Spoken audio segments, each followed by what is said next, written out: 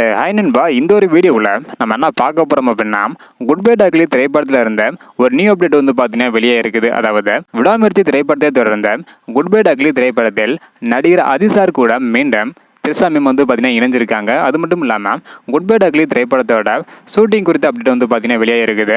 இதை பற்றி நம்ம வீடியோக்குள்ள போய் டீட்டெயிலாக வந்து பார்த்துடலாம். அதுக்கு முன்னாடி விடாமுயற்சி மற்றும் குட் பை டாக்லி இரண்டு திரைப்படத்திலுமே அதிசார் கூட திரிஷா மேம் தான் வந்து பார்த்தீங்கன்னா இணைஞ்சு நடிக்கிறாங்க. இதை பற்றி உங்களோட கருத்து என்ன பண்ணுறதை மறக்காம கமெண்ட் பண்ணுங்க. இன்னும் நம்ம சேனலை சப்ஸ்கிரைப் பண்ணாமல் இருந்தீங்கன்னா மறக்காம பண்ணிக்கோங்க. ஓகே அன்பா, வாங்க இன்னைக்கான வீடியோக்குள்ள போகலாம். ஓகே அன்பா, குட் பை டாக்லி திரைப்படத்தோட படப்பிடிப்பு தற்பொழுது ஹைதராபாத்தில் நடைபெற்று வருது. ஸோ அங்கே வந்து பார்த்தீங்கன்னா இன்னும் ஒரு வாரம் படப்பிடிப்பு நடைபெறும் என கூறப்படுகிறது.